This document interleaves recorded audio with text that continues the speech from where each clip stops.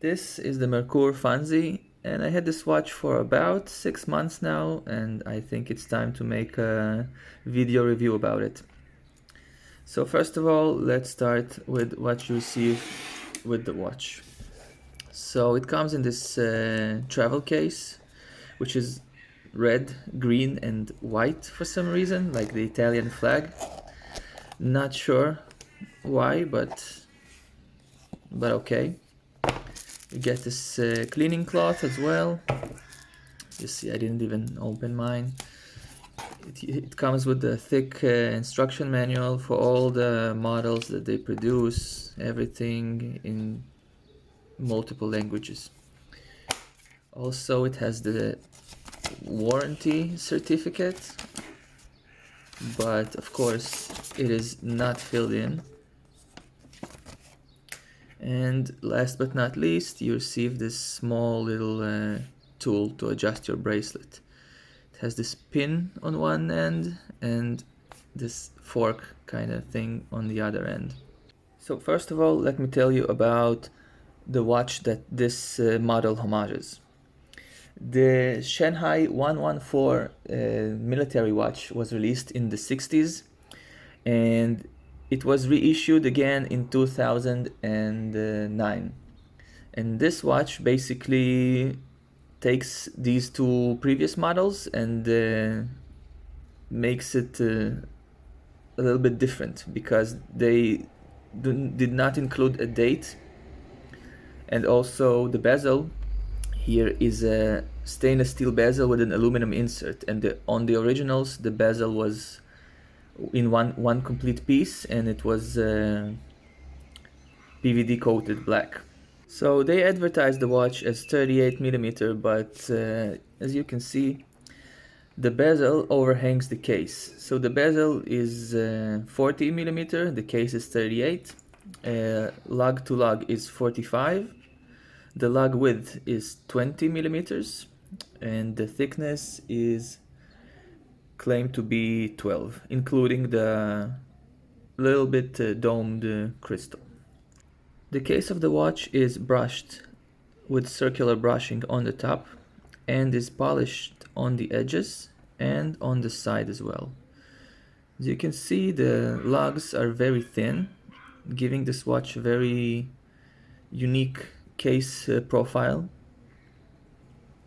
The crown is signed with this Merkur logo, but it kinda looks like the Frank Mueller logo, just a bit different. I don't know. They took Frank Mueller logo and put it on this. I think they could have done better.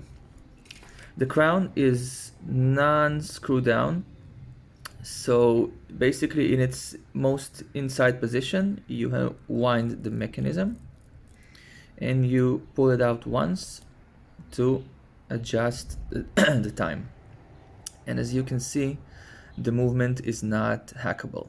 It does not stop the seconds hand when you adjust the time. The case back of the watch does not have any markings on it. It is a screw down case back, but given the fact that the crown does not screw down, this watch has only, I think, 50 meters of water resistance. So basically the best you can do is wash your hands with it, and you can't take it really into water. So on the dial you have this 12 o'clock, you have this logo of the Shanghai Watch Company, and above 6 it says made in China and 19 joules. That's as far as I could translate. The hour markers are filled with the loom, which is kinda yellowish in color. They tried to make it a bit vintage. And the dial itself is domed on the sides. I'm not sure if it's possible to see it on camera, but the dial is domed, and then the hour hand is also bent at the edge, and also the seconds hand is bent at the edge to follow the lines of the dial, which is very cool. I think it's very unique. I didn't see it in any other AliExpress watches that I have. So It's a very unique design, and it's very interesting.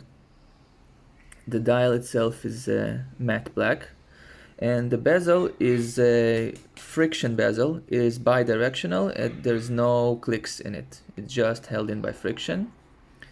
The bezel is stainless steel with an aluminum insert, and the bezel does not have a lume dot.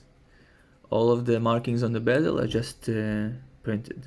There's no lume on the bezel, only on the dial and hands. Another downside of the watch is that the crystal is only mineral crystal. It is not sapphire, and I think for $135, which is what I paid for it, I think they could have used a sapphire crystal.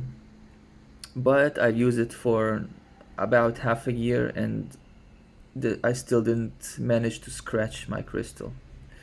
As for AR coating, as far as I can tell, there is none. The movement of this watch is a hand wound only movement. It does not have an automatic rotor, and that's what allows the watch to be so thin. But if you're used to wearing watches with automatic movements, you'll need to get used to winding your watch by hand every day, because it will just stop all of a sudden. And it happened to me a few times because I just forgot to wind it. But if you will be wearing it daily, you'll need to remember to wind it. And this is what the movement looks like. I took off the case back, and it looks like the ones that they put on their pictures on AliExpress. And this movement does not have any markings on it. It does not say Merkur or anything. Just looks like a plain Chinese movement. Now, I chose the version on the bracelet, and I think you should always pick up the watch on a bracelet when possible, because you can't buy a fitted end link bracelet afterwards, but you can easily buy any strap you want. So get it on the bracelet when possible. The bracelet, it does taper a bit. I think it tapers from 20 to 16, if I'm not mistaken. The clasp is a butterfly clasp, unfortunately, unlike the original, which had a regular folding clasp. So this kind of limits you when it comes to adjusting it perfectly to your wrist. For mine, I had to remove 5 links. And the beads of rice bracelet here, it's not a true beads of rice. Let me explain you what I mean. The piece is a single piece. All the beads of rice are supposed to be individually connected. They're supposed to move, just like on the Sister and Doxa homage that I have a review on my channel. So here they also cut corners with the cost, and I think again for $135 they could have put just regular standard true beads of rice, and not this kind of fake beads of rice. But when you wear it daily, and you don't really notice it, it doesn't really bother me when I wear it, but it's a thing to consider when purchasing the watch. And also the adjustment of the bracelet is by push pins, standard push pins. And being a military style watch, I think it also looks very nice on a NATO strap. This is a olive green ribbed NATO, also from AliExpress, and half the time I wear it on the strap, and I think it looks just amazing. Not too thick with the pass underneath, and just perfect. I think it's a bit pricey for what you get. So you don't get a sapphire crystal, you don't get any water resistance, and you don't get a lume on the bezel. But it's just so unique and so cool looking, in my opinion. So I think it's worth it. Obviously, I bought it and paid for it. So I would, if you want something unique and special and with a bit of history, I mean, it's an homage to a watch from the 60s. So I think you should definitely give it a try, and wait for obviously for the AliExpress sales, because the usual price right now is 160, and on the sale you can get it for 135. And the watch features nice green lume, and as you can see, the hands and dial is very strongly lumed, but the bezel does not have lume on it.